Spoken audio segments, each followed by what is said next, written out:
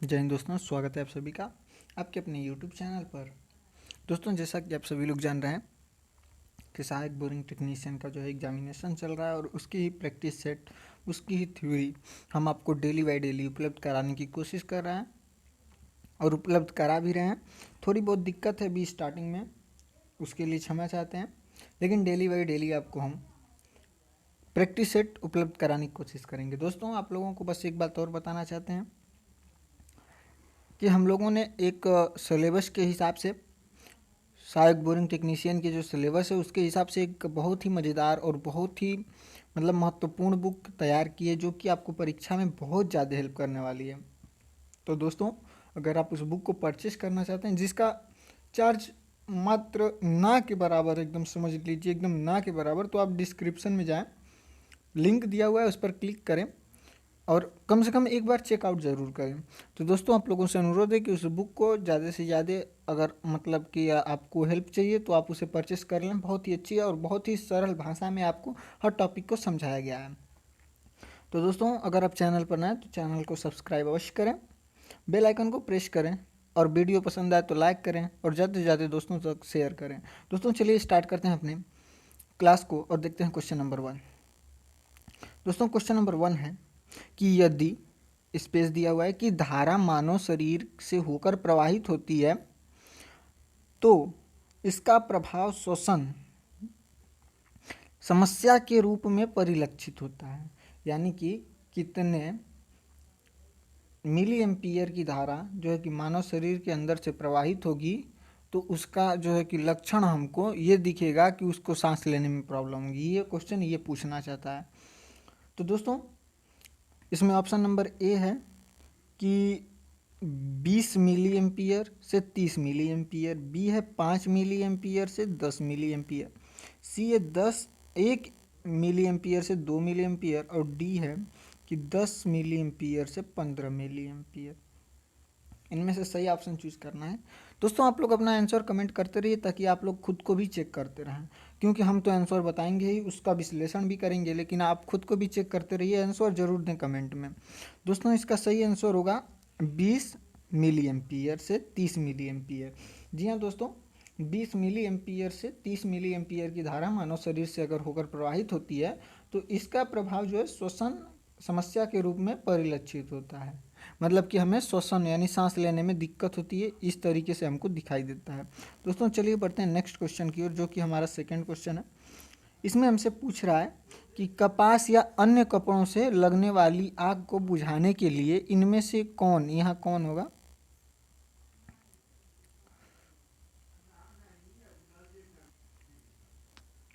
दोस्तों, question number 2 है कि कपास या अन्य कपड़ों से लगने वाली आग को बुझाने के लिए इनमें से कौन सा अग्निशामक उपयुक्त होगा। ये कौन नहीं, कौन सा अग्निशामक उपयुक्त होगा। दोस्तों, ये पूछ रहा है कि कपास यानी रुई या अन्य कपड़ों से जो आग लगती है उसको बुझाने के लिए कौन सा चीज़ जो है कि प्रयोग में लाया जाएगा। शुष्क रसायन या फिर फोम, सी में है जल या फिर सोडा अम्ल। दोस्तों, इसका सही आंसर क्या है कमेंट करते रहिए और हम तो बताएंगे ही। दोस्तों, इसका सही आंसर जो होगा वो होगा शुष्क रसायन, यानी कि ये वाला जो है सही होगा। दोस्तों, जो कपास, लकड़ी और कागज आदि से लगने वाली जो आग होती है उसको बुझाने के लिए शीतल जल यानी ठंडे जल की बौछार के साथ साथ बहुउद्देशीय जो शुष्क रसायन होते हैं उनको उपयुक्त किया जाता है, यानी उनका उपयोग किया जाता है। दोस्तों, इसका आंसर क्या होगा सही, वो है शुष्क रसायन। दोस्तों, बढ़ते हैं नेक्स्ट क्वेश्चन की ओर, जो कि है बहुत ही महत्वपूर्ण, जो कि पूछ रहा है कि ऊष्मा संबंधी बीमारी अनुभव करने वाले व्यक्ति के लिए निम्नलिखित में से कौन सा कार्य करना चाहिए। ये कौन नहीं, कौन सा कार्य जो है कि करना चाहिए। ठीक, कौन सा कार्य करना चाहिए। दोस्तों, इसका ऑप्शन जो दिया हुआ है वो दिया हुआ है आपको कि पीड़ित को तरल पदार्थ पीने के लिए मजबूर करना, यानी कि उसको जबरदस्ती जो है कि तरल पदार्थ पिलाना। बी जो है वो है कि पीड़ित को गर्म रखना। सी है ठंडे गीले कपड़े पहनाना। डी है पीड़ित को गर्म पानी में रखना। तो दोस्तों, इसका सही आंसर क्या होगा आप कमेंट करते रहिए, हम तो आपको बताएंगे। तो दोस्तों, इसका सही आंसर क्या होगा सी, यानी कि ठंडे गीले कपड़े पहनाना। दोस्तों उष्मा संबंधी बीमारी वाले व्यक्ति को ठंडे गीले कपड़े पहनाने से उस व्यक्ति को सुरक्षा रहती है, यानी कि उस व्यक्ति को सेफ्टी रहती है। दोस्तों चलिए बढ़ते हैं नेक्स्ट क्वेश्चन की ओर, जो कि है फोर्थ। ये हमारा है कि निम्नलिखित में से कौन सी विद्युतीय दुर्घटना को रोक सकने वाली एक सुरक्षित कार्य प्रक्रिया नहीं है। दोस्तों ध्यान से क्वेश्चन को पढ़ें, क्योंकि क्वेश्चन थोड़ा सा उलझाने वाला है। उलझाने वाला मतलब बस क्वेश्चन शब्दों में उलझाएगा, इस क्वेश्चन में उतना दम नहीं है। जी हाँ दोस्तों, ये पूछ रहा है कि निम्नलिखित में से, यानी कि जो नीचे दिया गया है उनमें से कौन सी है ऐसी सुरक्षा प्रक्रिया नहीं है जो कि विद्युतीय दुर्घटना को रोक सके। जी हाँ दोस्तों, अब इसका ऑप्शन क्या दिया हुआ है ए में कि उपयुक्त सुरक्षात्मक उपकरणों के उपयोग की उपेक्षा करना, या बी दिया हुआ निरीक्षण या मरम्मत से पहले विद्युतीय उपकरणों को सही ढंग से देख लेना, या बिजली के उपकरणों का उचित देखभाल करना, या खराब लाइनों के पास कार्य करते समय सावधानी बरतना। तो दोस्तों इसका सही आंसर क्या होगा, वो होगा कि मतलब कि जैसे कि आप लोग देख सकते हैं, आप लोग थोड़ा कमेंट करिए अपने आंसर को, अगर आप लोग को आ रहा है। हम तो मतलब आंसर बताएंगे ही बताएंगे, लेकिन आपको खुद को टेस्ट करना बहुत ही इम्पॉर्टेंट है। दोस्तों इसका जो सही आंसर होगा वो ये होगा, यानी कि उपयुक्त सुरक्षात्मक उपकरणों के उपयोग की उपेक्षा करना। तो दोस्तों चलिए बढ़ते हैं नेक्स्ट क्वेश्चन की ओर, जो कि है 5 वाला क्वेश्चन है कि त्वचा सहित मनुष्यों का आंतरिक प्रतिरोध लगभग, स्पेस दिया हुआ है कि सीमा होती है।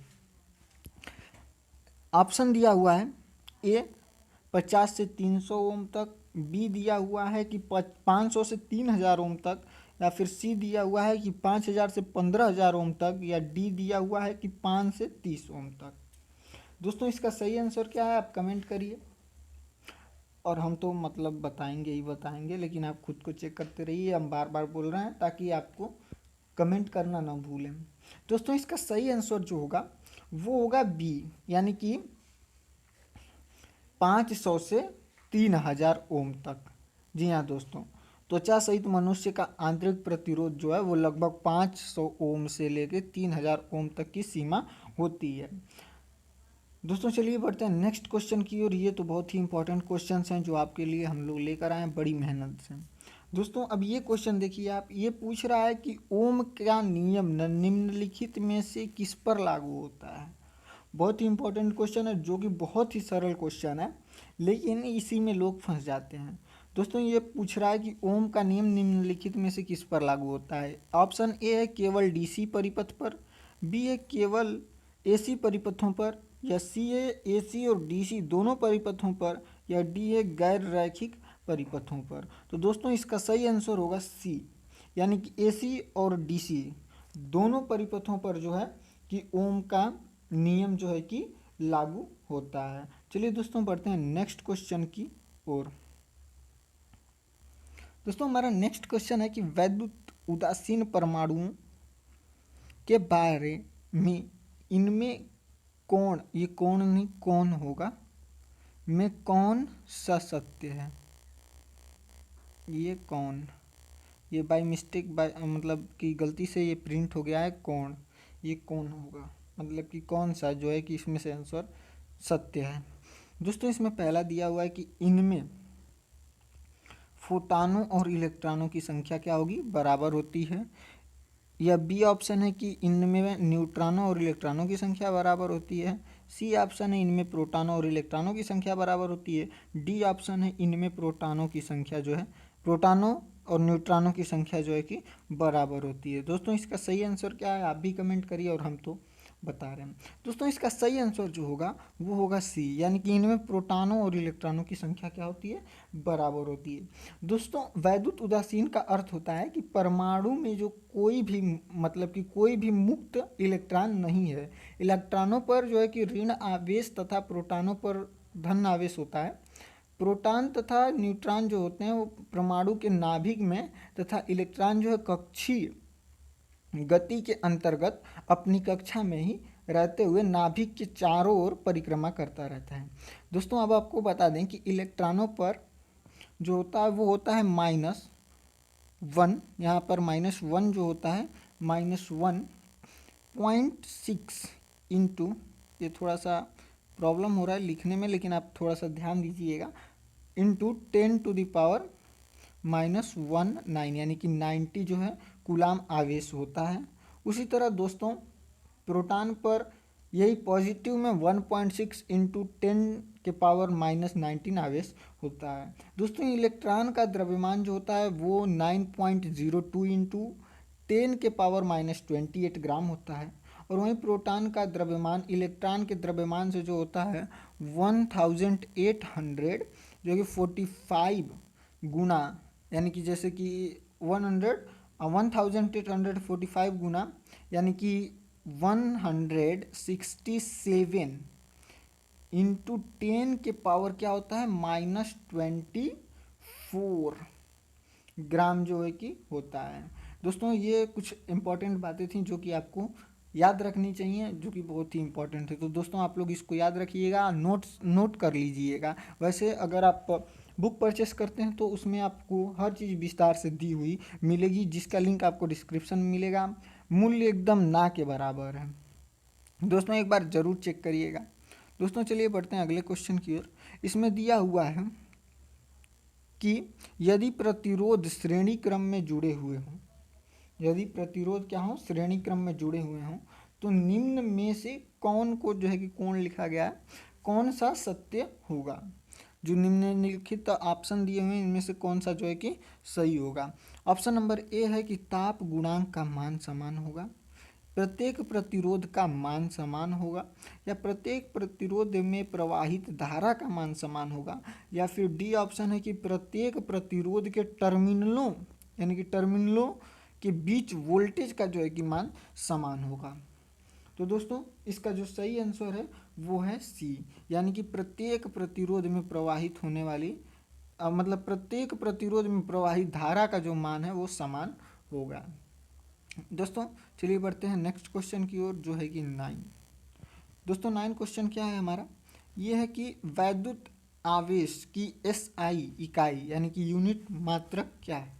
दोस्तों बहुत इजी क्वेश्चन है, लेकिन ये कई लोगों को जो है कि घुमा देता है, क्योंकि इसको लोग देखते हैं तो कहते हैं इजी है, लेकिन इस पर ध्यान नहीं देते हैं, छोटी छोटी चीज़ों को छोड़ देते हैं। तो दोस्तों सबसे पहले देखते हैं क्वेश्चन को। ऑप्शन में क्या दिया हुआ है, इसमें दिया हुआ है ए जो है कि कूलाम, बी है एम्पियर, सी है वाट और डी है वोल्टेज। दोस्तों इसमें आपको सही आंसर देना है, यानी कि वैद्युत आवेश एसआई, यानी विद्युत आवेश का जो है कि मात्रक क्या होता है। जो इसका सही आंसर नहीं दे पाएगा वो समझ ले कि उसकी पोजीशन क्या है, ठीक है, वो अपनी पोजीशन समझ ले कि क्या है। बहुत ईजी क्वेश्चन है, आप सभी को इसका आंसर देना चाहिए। दोस्तों इसका सही आंसर होगा ए, यानी कि कूलाम। दोस्तों वैद्युत आवेश का जो है कि एसआई यूनिट होता है कूलाम, धारा का एसआई यूनिट जो होता है वो होता है एम्पियर, और शक्ति का एसआई यूनिट क्या होता है वाट होता है। उसी तरह वोल्टेज का एसआई यूनिट क्या होता है वोल्ट होता है। तो ये सभी चीज़ें आपको पता रहनी चाहिए। दोस्तों चलिए बढ़ते हैं अपने नेक्स्ट क्वेश्चन की ओर, और आखिरी क्वेश्चन की ओर, जो है 10। इसमें हमसे पूछ रहा है कि यदि किसी परमाणु में प्रोटॉनों की संख्या कितनी है 39, तो इलेक्ट्रॉनों की संख्या कितनी होगी। ऑप्शन में आपको दिया हुआ है 39, 25 और 18, और ये आपको दिया हुआ है थोड़ा सा सी, एंड इसके बाद डी आपको दिया हुआ है 36 यानी कि 36। तो आपको सही आंसर जो है कि बताना है। तो दोस्तों इसका सही आंसर क्या होगा ए, यानी कि 39 ही इसका सही आंसर जो है वो होगा। अब कैसे होगा दोस्तों, देखिए किसी परमाणु में इलेक्ट्रॉनों और प्रोटॉनों की संख्या बराबर होती है, इसलिए इलेक्ट्रॉनों की संख्या भी कितनी होगी 39 होगी। तो उम्मीद करता हूँ वीडियो पसंद आया होगा। दोस्तों वीडियो पसंद आया होगा तो लाइक करिएगा, शेयर करिएगा, और अगर चैनल पर नए हों तो चैनल को सब्सक्राइब करिएगा, और हो सके तो एक बार बुक को ज़रूर देख लीजिएगा, आपके बहुत ही काम आने वाली चीज़ है। तो दोस्तों चलिए मिलते हैं अगले वीडियो में, तब तक के लिए जय हिंद, जय भारत, अपना ख्याल रखिएगा।